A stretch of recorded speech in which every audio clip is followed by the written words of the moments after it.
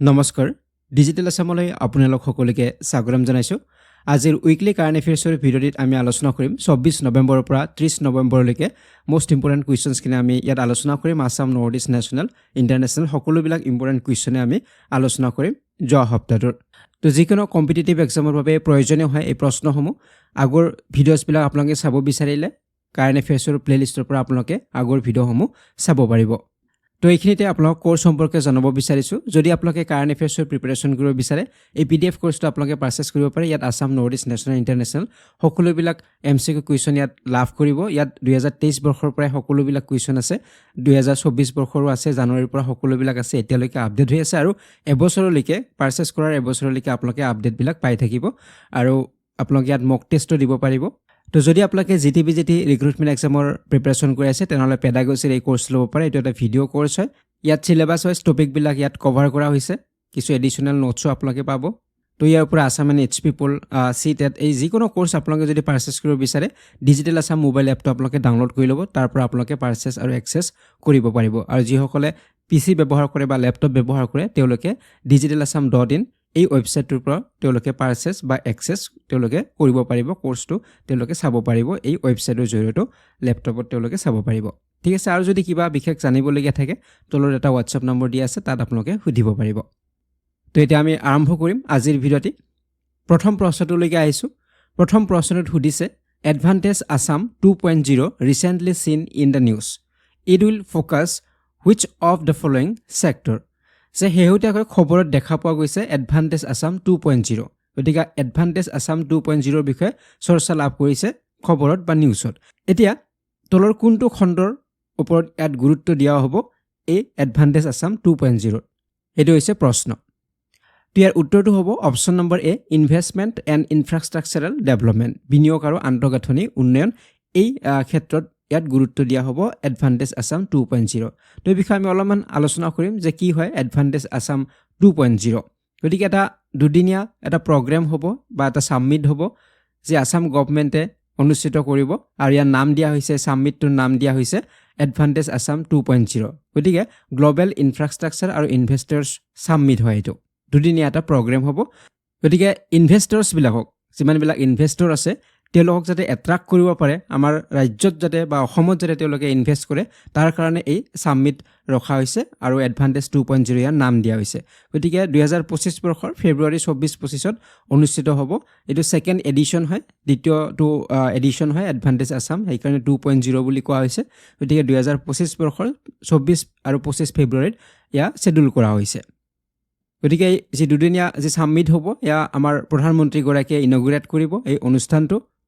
আৰু ইয়াত mainly focus কৰা হ'ব ইনফ্ৰাষ্ট্ৰাকচাৰ ডেভেলপমেন্টৰ ওপৰত ফোকাস কৰা হ'ব আৰু ইনভেষ্টমেন্টৰ ওপৰতো ফোকাস কৰা হ'ব গতিকে অসমৰ চিফ মিনিষ্টাৰ গৰাকীয়ে ৰিসেন্টলি কৈছে যে ইনভেষ্টমেন্ট তেতিয়াহে হ'ব তেতিয়াহে বেলেগ কোম্পানী বা বেলেগ দেশৰ ইনভেষ্টৰসকলে ইনভেষ্ট কৰিব অসমত যেতিয়া ইয়াৰ ইনফ্ৰাষ্ট্ৰাকচাৰ ডেভেলপমেন্ট হ'ব গতিকে আন্তঃগাঁথনিৰ উন্নয়ন হ'লেহে ইনভেষ্টমেন্ট হ'ব বুলি তেওঁ উল্লেখ কৰিছে গতিকে দুটা দিশ ইয়াতে সেই কাৰণে লোৱা হৈছে সাবমিটত এটা হৈছে ইনভেষ্টমেন্ট আৰু ইনফ্ৰাষ্ট্ৰাকচাৰাল ডেভেলপমেন্ট গতিকে ইয়াত ইনফ্ৰাষ্ট্ৰাকচাৰ ডেভেলপমেন্টৰ লগত ৰিলেটেড কিছুমান সেশন থাকিব এই সাবমিটত যেনে ধৰক ৰোড ট্ৰান্সপৰ্ট হওক ৰেলৱেজ হওক এগ্ৰিকালচাৰ হওক সিভিল এভিয়েশ্যন ইনফ্ৰাষ্ট্ৰাকচাৰ সিস্টেম তো এইবিলাকৰ ওপৰত ইয়াত সেশন থাকিব গতিকে ইয়াত মেইনলি ফোকাস কৰা হ'ব ইনভেষ্টমেন্ট আৰু ইনফ্ৰাষ্ট্ৰাকচাৰাল ডেভেলপমেন্টৰ ওপৰত ঠিক আছে ইয়াক 2. এডভান্টেজ আসাম 2.0 বুলি কোৱা হৈছে তো এতিয়া আহিছো নেক্সট কুৱেশ্যন নম্বৰ 2 লৈকে ইয়াতে সুধিছে recently which ministry of Assam government has launched A mobile application name Gopal তথ্য যে হেউটিয়াকৈ অসম চৰকাৰৰ কোনটো মন্ত্ৰালয়ে গোপাল তথ্য নামেৰে এটা মোবাইল এপ্লিকেশ্যন মুকলি কৰিছে গতিকে এটা মোবাইল এপ যি লঞ্চ কৰিছে অসম চৰকাৰৰ এটা মিনিষ্ট্ৰীয়ে বা এটা ডিপাৰ্টমেণ্টে আৰু এই এপ্লিকেশ্যনটোৰ নাম হৈছে গোপাল তথ্য গতিকে কোনটো মন্ত্ৰালয় বা কোনটো ডিপাৰ্টমেণ্টে এই এপ্লিকেশ্যনটো মুকলি কৰিছে সেইটো হৈছে ইয়াৰ প্ৰশ্ন আৰু ইয়াৰ উত্তৰটো হ'ব অপচন নম্বৰ বি হ'ব এনিমেল হাজবেণ্ডাৰী এণ্ড ভেটেনেৰী ডিপাৰ্টমেণ্ট পশুপালন আৰু পশু চিকিৎসা বিভাগ এই বিভাগটোৱে এই ডিপাৰ্টমেণ্টটোৱে লঞ্চ কৰিছে মোবাইল এপ্লিকেশ্যন নাম হৈছে গোপাল তথ্য গতিকে ৰিসেন্টলি নেশ্যনেল মিল্ক ডে পালন কৰা হৈছে নেশ্যনেল মিল্ক ডে ৰিসেন্টলি পালন কৰা হৈছে যাক আমি ৰাষ্ট্ৰীয় দুগ্ধ দিৱস বুলি কওঁ গতিকে এই ৰাষ্ট্ৰীয় দুগ্ধ দিৱস যোৱা 26 নৱেম্বৰ তাৰিখত পালন কৰা হৈছে এইটো এটা প্ৰশ্ন হ'ব পাৰে তো মনত ৰাখিব ৰাষ্ট্ৰীয় দুগ্ধ দিৱস কেতিয়া পালন কৰা হয় 26 নৱেম্বৰ তাৰিখত পালন কৰা হয় আৰু কাৰ জন্মদিনত পালন কৰা হয় সেইটো এটা প্ৰশ্ন আহিব পাৰে যে ফাদাৰ অফ হোৱাইট ৰিভলিউশ্যন শ্বেত বিপ্লৱৰ জনক ভাৰতবৰ্ষৰ দুগ্ধ মানৱ বুলি পৰিচিত তেওঁৰ নাম হৈছে ডক্টৰ ভাৰ্গিছ কুৰিয়ান গতিকে এই ডক্টৰ ভাৰ্গিছ কুৰিয়ানৰ জন্ম বাৰ্ষিকী হিচাপে এই 26 নৱেম্বৰ তাৰিখটোক পালন কৰা হয় নেশ্যনেল মিল্ক ডে হিচাপে বা ৰাষ্ট্ৰীয় দুগ্ধ দিৱস হিচাপে পালন কৰা হয় গতিকে কাৰ জন্মদিনত সেইটো আপোনালোকে মনত ৰাখিব ডক্টৰ ভাৰ্গিছ কুৰিয়ানৰ জন্মদিনত তেওঁক ভাৰতবৰ্ষৰ দুগ্ধ মানৱ বুলিও জনা যায় আৰু father off white revolution in India আমি যদি কয় ইন ইণ্ডিয়াৰ কথা যদি কয় ফাদাৰ অফ হোৱাইট ৰিভলিউশ্যন তেনেহ'লে হ'ব ডক্টৰ ভাৰ্গিছ কুৰিয়ান হ'ব ঠিক আছে তো এইটো পইণ্টটো আপোনালোকে মনত ৰাখিব গতিকে এই দুগ্ধ দিৱসৰ লগত বা নেশ্যনেল মিল্ক ডেৰ লগত সংগতি ৰাখি এটা অনুষ্ঠানৰ জৰিয়তে গোপাল তথ্য বুলি এটা মোবাইল এপ্লিকেশ্যন লঞ্চ কৰা হৈছে গুৱাহাটীত শ্ৰীমন্ত শংকৰদেৱ ইণ্টাৰনেশ্যনেল অডিটৰিয়ামত গতিকে এইটো ডিজাইন কৰা হৈছে এই এপটো যাতে ফাৰ্মাৰ্ছসকলক বা যিবিলাক কেটেল ব্ৰিডাৰ্ছ আছে তেওঁলোকক যাতে এছেছ কৰিব পাৰে তেওঁলোকে বিভিন্ন তথ্যবিলাক এই এপত তেওঁলোকে লাভ কৰিব তেওঁলোকে এক্সপাৰ্টৰ এডভাইচ ল'ব পাৰিব গভৰ্ণমেণ্টৰ যিবিলাক স্কিম আছে এই স্কিমবিলাকৰ বিষয়ে তেওঁলোকে তাত ইনফৰমেশ্যনছবিলাক পাব ছাপৰ্ট পাব অসমীয়া হিন্দী ইংলিছ সকলো লেংগুৱেজতে তাত পাব এই তিনিটা লেংগুৱেজত তেওঁলোকে পাব গতিকে এই এপটোৱে জৰিয়তে তেওঁলোকে এড কৰিব পাৰিব বা মেনেজ কৰিব পাৰিব তেওঁলোকৰ এনিমেলছবিলাকৰ ডিটেইলছ তাত মেনেজ কৰিব পাৰিব বা তেওঁলোকে কিবা কমপ্লেইন দিব পাৰিব গতিকে এনেধৰণৰ বিভিন্ন সুবিধা আছে বা তেওঁলোকে বিভিন্ন ধৰণৰ পৰামৰ্শবিলাক ল'ব পাৰিব স্কিমছবিলাকৰ বিষয়ে জানিব পাৰিব তো এই এপটোৰ জৰিয়তে নাম হৈছে গোপাল তথ্য আৰু কোনটো ডিপাৰ্টমেণ্টে ইয়াক লঞ্চ কৰিছে পশুপালন আৰু পশু চিকিৎসা বিভাগে ঠিক আছে তো এতিয়া আহিছোঁ আমি নেক্সট কুৱেশ্যন নম্বৰ 3 লৈকে ইয়াতে সুধিছে in which place the 12th edition of the international tourism mart is held যে আন্তঃৰাষ্ট্ৰীয় পৰ্যটন মাৰ্টৰ দ্বাদশ সংস্কৰণ কোন ঠাইত অনুষ্ঠিত হৈছে তো ৰিচেণ্টলি অনুষ্ঠিত হৈ গ'ল আন্তঃৰাষ্ট্ৰীয় পৰ্যটন মাৰ্ট দ্বাদশ যিটো সংস্কৰণ 12th এডিশ্যন অনুষ্ঠিত হ'ল গতিকে ক'ত অনুষ্ঠিত হৈছে সেইটো হৈছে প্ৰশ্ন তো নিশ্চয় উত্তৰটো পাৰিব উত্তৰ হ'ব অপশ্যন নম্বৰ চি হ'ব কাজিৰঙা নেশ্যনেল পাৰ্ক গতিকে অসমৰ কাজিৰঙা নেশ্যনেল পাৰ্কত 12th যিটো ইণ্টাৰনেশ্যনেল টুৰিজিম মাৰ্ট সেয়া অনুষ্ঠিত হৈছে ইউনেস্কো ৱৰ্ল্ড হেৰিটেজ চাইট হয় কাজিৰঙা নেশ্যনেল পাৰ্ক গতিকে এয়া অনুষ্ঠিত হৈ গ'ল 26ৰ পৰা 29 নৱেম্বৰলৈকে অনুষ্ঠিত হৈছে গতিকে ইণ্টাৰনেশ্যনেল টুৰিজিম মাৰ্ট এয়া অৰ্গেনাইজ কৰে union ministry of tourism every year প্ৰতি বছৰে ইউনিয়ন মিনিষ্ট্ৰী অফ টুৰিজিমে প্ৰতি বছৰে 2013 চনৰ পৰা ইয়াক অৰ্গেনাইজ কৰি আহিছে আৰু এইবাৰ ক'ত অনুষ্ঠিত হৈছিলে 12th এডিশ্যনটো আমাৰ অসমৰ কাজিৰঙা নেশ্যনেল পাৰ্কত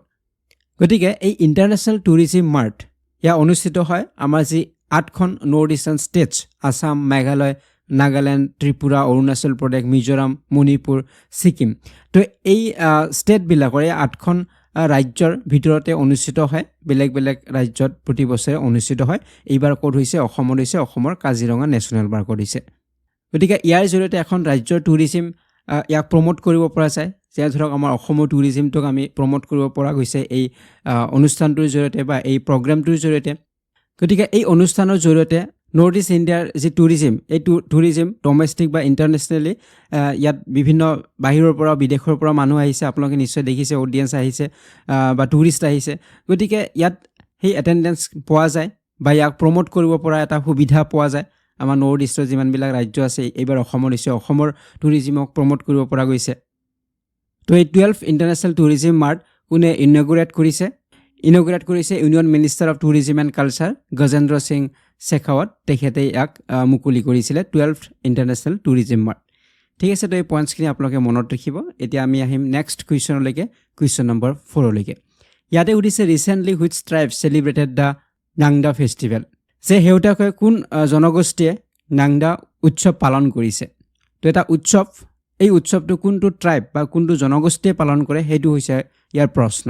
আৰু ইয়াৰ উত্তৰটো হ'ব অপশ্যন নম্বৰ এ ৰেংমা গতিকে ৰেংমা যিটো ট্ৰাইব এই ট্ৰাইবটোৱে এটা দুদিনীয়া এটা চেলিব্ৰেশ্যন হয় নাংদা ফেষ্টিভেল বা ইয়াক মিনি হৰ্ণবিল ফেষ্টিভেল বুলিও কোৱা হয় নাগালেণ্ডত অনুষ্ঠিত কৰা হয় গতিকে মনত ৰাখিব নাগালেণ্ডৰ হয় আৰু ৰেংমা যিটো ট্ৰাইব এই ট্ৰাইবটোৱে ইয়াক পালন কৰে ইয়াক মিনি হৰ্ণবিল ফেষ্টিভেল বুলিও কোৱা হয় তো নেক্সট কুৱেশ্যনলৈকে আহিম এতিয়া কুৱেশ্যন নম্বৰ 5লৈকে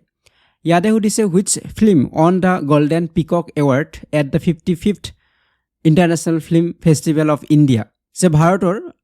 55 সংখ্যক যি আন্তঃৰাষ্ট্ৰীয় চলচ্চিত্ৰ মহোৎসৱ 2024ত কোনখন ছবিয়ে গোল্ডেন পিকক বঁটা লাভ কৰিছিল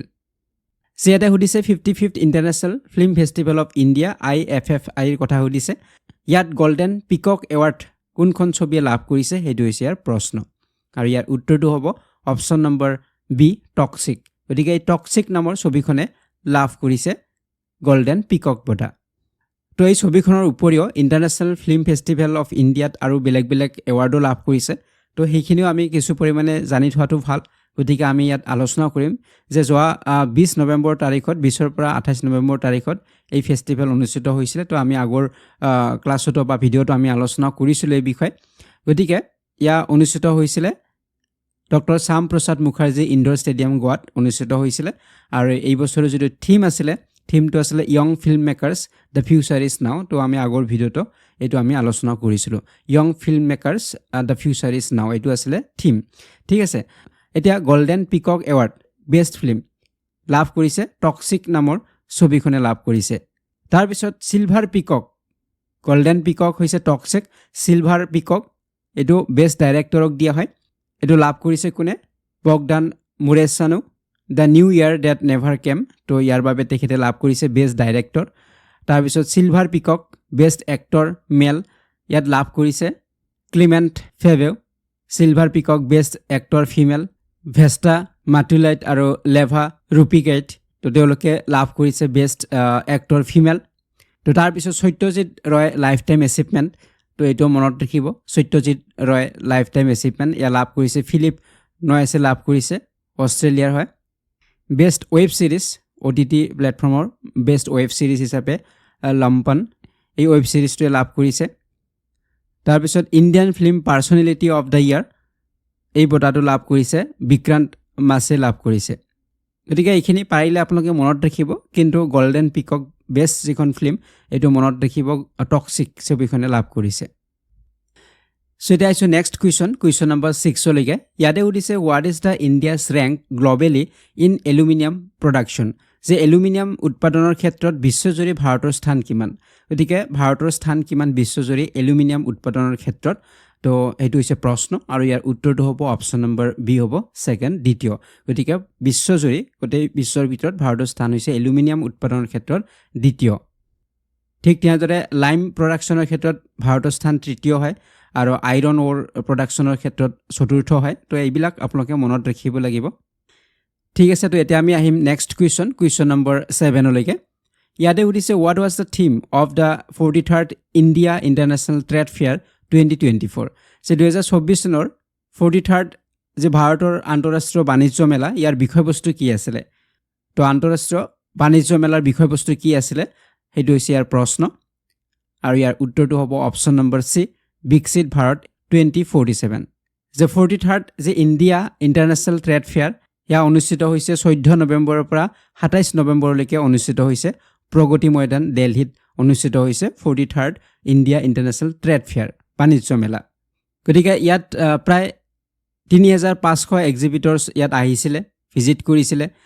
11খন কাণ্ট্ৰিৰ পৰা বেলেগ বেলেগ পাৰ্টিচিপেণ্টছবিলাক আহিছিলে যিবিলাকে তেওঁলোকৰ প্ৰডাক্টছবিলাক ইয়াত দেখুৱাইছে বেলেগ বেলেগ কাণ্ট্ৰিৰ বিভিন্ন প্ৰডাক্টছবিলাক ঠিক আছে তো এইটো আছিলে ইণ্টাৰনেশ্যনেল ট্ৰেড ফেয়াৰ আছিলে ক'ত হৈছিলে প্ৰগতি ময়দানত নৱেম্বৰ 14ৰ পৰা 27লৈকে আৰু এই বছৰৰ থিমটো আছিলে বিকশিত ভাৰত @2047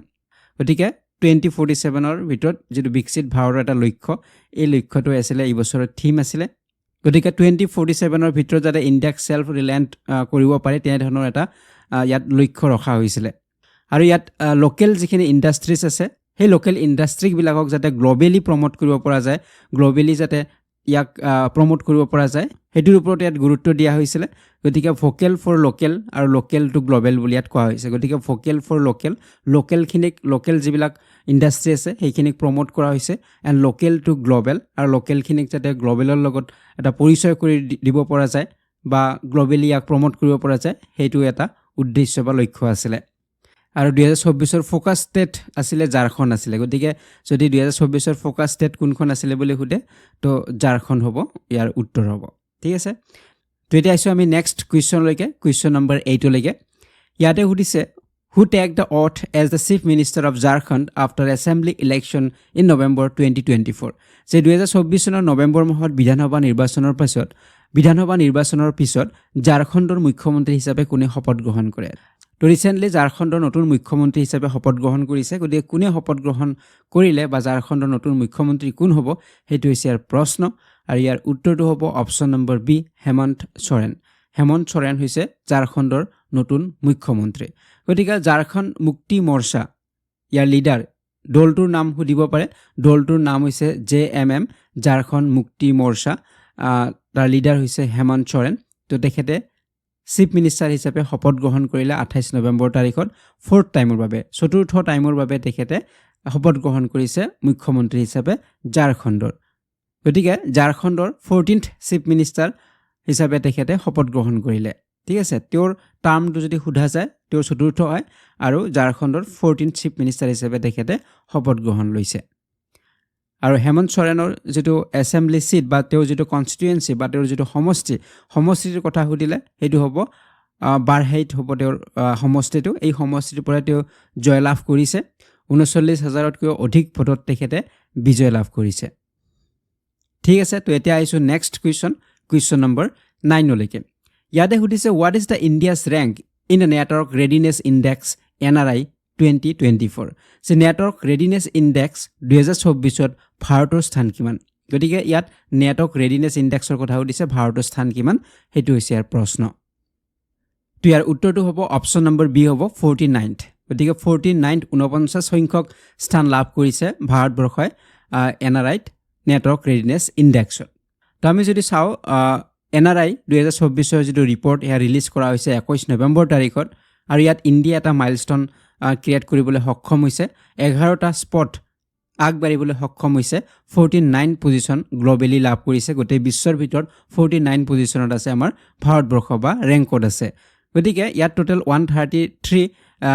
কান্ট্ৰিজ ইয়াত আছে অন্তৰ্ভুক্ত হৈ আছে এই লিষ্ট যিখন দিয়া হৈছে ইনডেক্স দিয়া হৈছে এই ইনডেক্সত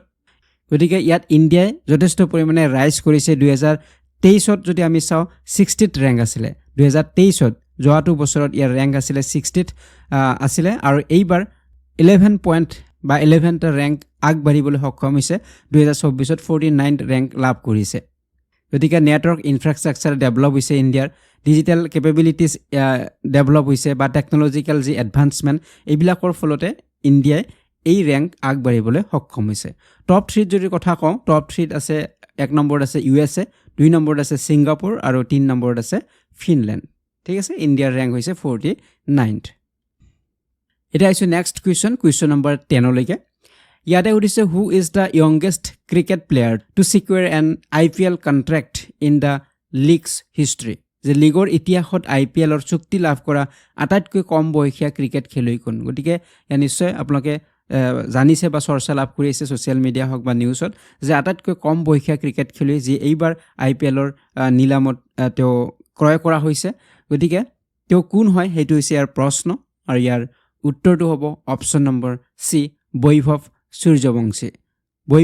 সূৰ্যবংশী তেখেত হৈছে আটাইতকৈ কম বয়সীয়া 13 ইয়াৰ্ছ হয় বিহাৰৰ বৈভৱ সূৰ্যবংশী তেখেত হ'ব ইয়ংগেষ্ট প্লেয়াৰ হ'ব to be sign in the history of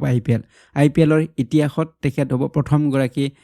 গৰাকী খেলুৱৈ যি আটাইতকৈ কম বয়সীয়া হয় আৰু তেওঁক ৰাজস্থান ৰয়েলছে ক্ৰয় কৰিছে 1.10 কোটি টকাত তেখেতক 1 কোটিতকৈ অধিক টকাত তেখেতক ক্ৰয় কৰিছে ৰাজস্থান ৰয়েলছে গতিকে তেওঁৰ এজটো লৈ কিছু কন্ট্ৰভাৰ্সি আছে কিছু বিতৰ্ক আছে কিছু সংখ্যকে কৈছে 13 ইয়াৰ্ছ নহয় তাতকৈ বেছি হ'ব লাগে তো যি কি নহওক কন্ট্ৰভাৰ্সি থাকিব এইবিলাক ক্ষেত্ৰত কিন্তু আমি মনত ৰাখিব লাগিব যে তেখেত হৈছে ইয়ংগেষ্ট প্লেয়াৰ হয় to be sign in the history of IPL ঠিক আছে কোনে ক্ৰয় কৰিছে ৰাজস্থান ৰয়েলছে 1.10 crores এটা আছে নেক্সট কুৱেশ্যন নম্বৰ 11 লৈকে ইয়াতে উদিছে which player became the most expensive in IPL history during the 2025 auction যে 2025 চনৰ নিলামৰ সময়ত কোনজন খেলুৱৈয়ে IPLৰ ইতিহাসত আটাইতকৈ ব্যয়বহুল হৈ পৰিছে গতিকে আটাইতকৈ ব্যয়বহুল খেলুৱৈ most expensive প্লেয়াৰ হয় IPL হিষ্ট্ৰীৰ কথা যদি চাওঁ হেয়া কোন হয় সেই খেলুৱৈজন তো উত্তৰ হ'ব option number B Rishabh Pant গতিকে ৰিসেন্টলি যি IPL অকশ্যন 2025ৰ বাবে তো তাত ঋষভ পন্তক ক্ৰয় কৰা হৈছে 27 কোটি টকাত তেখেতক ক্ৰয় কৰিছে গতিকে লক্ষ্ণৌ ছুপাৰ জায়ান্টে ক্ৰয় কৰিছে ঋষভ পন্তক 27 crore টকাত 27 কোটি টকাত তেখেতক ক্ৰয় কৰিছে গতিকে তেখেত হ'ব হাইয়েষ্ট পেইড ইণ্ডিয়ান প্লেয়াৰ হয় IPLত যদি আমি চাওঁ তো ইয়াৰ ওপৰত সেকেন্ড হাইয়েষ্ট হৈছে শ্ৰেয়াছ আয়াৰ তো এইটোও মনত ৰাখিব লাগিব সেকেন্ড হাইয়েষ্ট হৈছে শ্ৰেয়াছ আয়াৰ সো তেখেতক পাঞ্জাব কিংছে ক্ৰয় কৰিছে 26.75 কোটি টকাত তেখেতক ক্ৰয় কৰিছে আৰু 27 কোটি টকাত ক্ৰয় কৰিছে লক্ষ্ণৌ ছুপাৰ জায়ান্টে ঋষভ পন্তক ঠিক আছে তো এই পইণ্টছ বিলাক মনত ৰাখিব নেক্সট এতিয়া কুৱেশ্যনলৈকে আহিম কুৱেশ্যন নম্বৰ 12 লৈকে ইয়াতে উদিছে on which date is constitution day commemorated যে কোন তাৰিখে সংবিধান উৎসৱ পালন কৰা হয় যে সংবিধান উৎসৱ কনষ্টিটিউশ্যন ডে হিচাপে আমি কোনটো তাৰিখ পালন কৰোঁ তো উত্তৰ কি হ'ব অপশ্যন নম্বৰ বি হ'ব নৱেম্বৰ 26 গতিকে 26 নৱেম্বৰ তাৰিখটোক আমি কনষ্টিটিউশ্যন ডে হিচাপে পালন কৰোঁ গতিকে কনষ্টিটিউশ্যন ডে এনুৱেলি পালন কৰা হয় ভাৰতবৰ্ষত প্ৰতি বছৰে পালন কৰা হয় কাৰণ এই দিনাখনে ইণ্ডিয়ান যি কনষ্টিটিউশ্যন এই কনষ্টিটিউশ্যন এডপ্ট কৰিছিলে কাৰ দ্বাৰা কনষ্টিটিউয়েণ্ট এছেম্বলিৰ দ্বাৰা কেতিয়া 1949 26 নৱেম্বৰ তাৰিখত গতিকে 1949 26 নৱেম্বৰ তাৰিখত কনষ্টিটিউয়েণ্ট এছেম্বলিয়ে আমাৰ ইণ্ডিয়ান কনষ্টিটিউশ্যনখনক এডপ্ট কৰিছিলে সেই কাৰণে এই 26 নৱেম্বৰ তাৰিখটো পালন কৰা হয় কনষ্টিটিউশ্যন ডে হিচাপে গতিকে এডপ্ট কৰা হৈছিল কনষ্টিটিউশ্যনখন 1949 26 নৱেম্বৰ তাৰিখত আৰু কেতিয়াৰ পৰা এই কাৰ্যকৰী হৈছে ইফেক্ট হৈছিল তো হেতু হৈছে 1950 26 জানুৱাৰীৰ পৰা তো এই দুটা তাৰিখ বা সন আমি মনত ৰাখিব লাগে ইয়াৰ ওপৰত কুৱেশ্যন এক্সামত হুদে জিকে কুৱেশ্যন আমাৰ এক্সামত আহে ঠিক আছে তো এই কাৰণে 26 জানুৱাৰী তাৰিখটোক আমি ৰিপাব্লিক ডে হিচাপে পালন কৰোঁ 26 নৱেম্বৰ তাৰিখটোক আমি পালন কৰোঁ কনষ্টিটিউশ্যন ডে হিচাপে গতিকে 2024 চনৰ 26 নৱেম্বৰ তাৰিখটো এইটো আছিল 75th এনিভাৰ্সাৰী আছিল কনষ্টিটিউশ্যন আমাৰ ভাৰতৰ কনষ্টিটিউশ্যনখনক এডপ্ট কৰাৰ যেটো বছৰ বা বাৰ্ষিকী যদি আমি চাওঁ তেনেহলে 75th এনিভাৰ্সাৰী আছিল তো 2015 চনত গভৰ্নমেণ্ট অফ ইণ্ডিয়াই ফৰ্মেলি ডিক্লেয়াৰ কৰিছিল যে 26 নৱেম্বৰ তাৰিখটো কনষ্টিটিউশ্যন ডে বা সংবিধান দিৱস হিচাপে পালন কৰা হ'ব ঠিক আছে তো তেতিয়াৰ পৰা 2015 পৰা ইয়াক পালন কৰি হোৱা হৈছে প্ৰতি বছৰে 26 নৱেম্বৰ তাৰিখত এটা আছে নেক্সট কুৱেশ্যন নম্বৰ 13 লৈকে ইয়াতে সুধিছে Ekalavya online digital platform was recently launched by whom যে হেউটিয়াকৈ একালব্য অনলাইন ডিজিটেল প্লেটফৰ্ম কোনে মুকলি কৰিছে এইটো হৈছে প্ৰশ্ন গতিকে ইয়াৰ উত্তৰটো হ'ব অপশ্যন নম্বৰ সি ইণ্ডিয়ান আৰ্মি তো ইণ্ডিয়ান আৰ্মি ৰিসেন্টলি লঞ্চ কৰিছে এটা অনলাইন লাৰ্নিং প্লেটফৰ্ম এইটো এটা অনলাইন লাৰ্নিং প্লেটফৰ্ম লাৰ্ণৰ বাবে হয় এই প্লেটফৰ্মটো কাৰ বাবে ইণ্ডিয়ান আৰ্মিৰ বাবে আৰু ইয়াক নিকনেম দিয়া হৈছে একলব্য বুলি গতিকে এইটো এটা লাৰ্নিং প্লেটফৰ্ম হয় বা অফিচাৰ্ছৰ যি ট্ৰেইনিং এই ট্ৰেইনিঙৰ ক্ষেত্ৰত যথেষ্ট পৰিমাণে উপকৃত হ'ব এই এপটোৰ জৰিয়তে গতিকে ষ্টুডেণ্ট অফিচাৰ্ছসকলে তেওঁলোকে ৰেজিষ্টাৰ কৰিব পাৰিব মাল্টিপল যি কোৰ্চেছ হয় বেলেগ বেলেগ কোৰ্চ তেওঁলোকে ইয়াত ৰেজিষ্টাৰ কৰিব পাৰিব ঠিক আছে তো নাম হৈছে একলব্য কোনে লঞ্চ কৰিছে ইণ্ডিয়ান আৰ্মিয়ে লঞ্চ কৰিছে এটা লাৰ্নিং প্লেটফৰ্ম হয় সো ভাৰতীয় সেনা বিষয়াসকলৰ প্ৰশিক্ষণত বৈপ্লৱিক যাতে এটা পৰিৱৰ্তন আনিব পাৰে এই লক্ষ্যৰে অনলাইন শিক্ষণ এটা মঞ্চ একলব্য মুকলি কৰা হৈছে ঠিক আছে তো এতিয়া আহিছো নেক্সট কুৱেশ্যন নম্বৰ 14 লৈকে ইয়াতে উদিছে which scheme has been launched by the government of India to provide easy access to scholarly journals to higher educational institutions in the country. যে ভাৰত চৰকাৰে দেশৰ উচ্চ শিক্ষানুষ্ঠানসমূহলৈ বিজ্ঞান আলোচনীসমূহ সহজলভ্যৰ সুবিধা প্ৰদানৰ বাবে কোনখন আঁচনি আৰম্ভ কৰিছে গতিকে ইয়াত যিবিলাক উচ্চ শিক্ষানুষ্ঠানলৈ হায়াৰ যি এডুকেশ্যনেল ইনষ্টিটিউশ্যনবিলাক আছে আমাৰ কাণ্ট্ৰিৰ তো ইয়াত বিভিন্ন স্কলাৰলি যিবিলাক জাৰ্নেলছ এই জাৰ্নেলছবিলাক পঢ়িব লাগে বা চাব লাগে এইবিলাক যাতে সহজলভ্যভাৱে পায় তাৰ কাৰণে এখন লঞ্চ কৰা হৈছে আঁচনি লঞ্চ কৰিছে গতিকে আঁচনিখনৰ নাম কি সেইটো হৈছে ইয়াৰ প্ৰশ্ন আৰু ইয়াৰ উত্তৰটো হ'ব option number A one nation one subscription scheme one nation one subscription scheme গতিকে গভৰ্নমেণ্ট অফ ইণ্ডিয়াই এপ্ৰুভ কৰিছে নতুন এটা চেণ্ট্ৰেল ছেক্টৰ স্কিম হয় ইয়াৰ নাম হৈছে one nation one subscription scheme তো এই আঁচনিখনৰ অধীনত কি হ'ব যে দেশৰ যি ছাত্ৰ ছাত্ৰী অধ্যাপক বা গৱেষক বা বিজ্ঞানীসকলৰ বাবে বিজ্ঞান যি আলোচনী বা যিবিলাক জাৰ্নেলছ এই জাৰ্নেলছৰ সুবিধা সম্প্ৰসাৰণৰ বাবে এই আঁচনিখন লোৱা হৈছে নাম দিয়া হৈছে ওৱান নেশ্যন ওৱান ছাবস্ক্ৰিপশ্যন আঁচনি তো ইয়াৰ যোগেদি কি হ'ব যে যোগ্য যি উচ্চ শিক্ষানুষ্ঠান যিবিলাক যোগ্য উচ্চ শিক্ষানুষ্ঠান আৰু যিবিলাক গৱেষণা বা উন্নয়ন পৰীক্ষাগাৰ এইবিলাকলৈ এক ঐক্যবদ্ধ ডিজিটেল এটা পৰ্টেল ইয়াৰ জৰিয়তে 30টা আন্তঃৰাষ্ট্ৰীয় প্ৰকাশকে প্ৰকাশ কৰা 13,000খন বিজ্ঞান যি জাৰ্নেল এই জাৰ্নেলবিলাক পাব তাৰ সুবিধা পাব আৰু এই প্লেটফৰ্মৰ জৰিয়তে তেওঁলোকে এক্সেছ কৰিব পাৰিব, চাব পাৰিব। গতিকে ইয়াত one nation one subscription screen এইটো 3 ইয়াৰ্ছৰ বাবে এই স্কিমখন আৰু আৰম্ভ হ'ব 1 জানুৱাৰী 2025 পৰা 2027 31 ডিচেম্বৰলৈকে থাকিব এই স্কিমখন 3 বছৰৰ বাবে। আৰু ইয়াত টোটেল যি এমাউণ্ট এল'কেট কৰা হৈছে স্কিমখনৰ বাবে 3 ইয়াৰ্ছত 3টা বছৰত 6,000 কোটি টকা। আৰু এইটোৱে কি কৰিব, it will cover the cost of journal subscription. গতিকে জাৰ্নেলৰ ছাবস্ক্ৰিপশ্যনৰ যিটো কষ্ট হয়, খৰচ আহিব, সেইটো ইয়াতে ধৰা হৈছে। ঠিক আছে, তো এতিয়া আহিছোঁ আজিৰ ভিডিঅ'টিৰ শেষৰটি প্ৰশ্ন, কুৱেশ্যন নম্বৰ 15লৈকে। ইয়াতে সুধিছে, who has been elected as the 11th president of the Asian development bank. যে ADB এছিয়ান ডেভেলপমেণ্ট বেংকৰ 11 সংখ্যক সভাপতি বা অধ্যক্ষ কোন হয়, সেইটো হৈছে ইয়াৰ প্ৰশ্ন। তো ইয়াৰ উত্তৰটো হ'ব অপশ্যন নম্বৰ বি, মাছাটো কাণ্ডা। তো এছিয়ান ডেভেলপমেণ্ট বেংকে এনাউন্স কৰিলে যোৱা 28 নৱেম্বৰ তাৰিখত যে মাছাটো কাণ্ডা জাপানৰ হয় তেখেত। চ' তেখেত হ'ব 11th প্ৰেচিডেণ্ট অফ দ্য বেংকৰ 11th প্ৰেচিডেণ্ট হিচাপে তেওঁক নিযুক্তি দিয়া হ'ব। আৰু তেওঁৰ যিটো টাৰ্ম সেই আৰম্ভ হ'ব 2025 24 ফেব্ৰুৱাৰীৰ পৰা তেওঁৰ কাৰ্যকাল আৰম্ভ হ'ব। আৰু তেওঁৰ কাৰ্যকাল থাকিব 5 বছৰ। ADB বেংকৰ যি প্ৰেচিডেণ্ট তেওঁৰ কাৰ্যকাল 5 বছৰ থাকে। তাৰপিছত তেওঁ আকৌ ইলেকশ্যন কৰিব পাৰে বা তেওঁক আকৌ এপইণ্ট কৰিব পাৰিব, কিন্তু টাৰ্মটো 5 ইয়াৰ্ছৰ হয়। ঠিক আছে, তো আজিৰ এই ভিডিঅ'টিত আমি বহুকেইটা ইম্পৰ্টেণ্ট প্ৰশ্ন আলোচনা কৰিলোঁ। গতিকে এনেধৰণৰ ইম্পৰ্টেণ্ট প্ৰশ্নবিলাক আমি এই উইকলি কাৰেণ্ট এফেয়াৰ্ছৰ ভিডিঅ'ত আলোচনা কৰোঁ। গতিকে আপোনালোকে আগৰ ভিডিঅ'ছবিলাক চাব পাৰে, নাইবা আপোনালোকে পেইড কোৰ্চটো ল'ব পাৰে কাৰেণ্ট এফেয়াৰ্ছৰ। তো তাৰ জৰিয়তে আপোনালোকে সকলোবিলাক একেলগে সকলো নোটছ বা মক টেষ্টবিলাক আপোনালোকে দিব পাৰিব। ঠিক আছে, তো পৰৱৰ্তী ভিডিঅ'ত আপোনালোক পুনৰবাৰ লগ পোৱাৰ আশাৰে আজিৰ ভিডিঅ'টিৰ পৰা বিদায় ল'ব বিচাৰিছোঁ। ধন্যবাদ।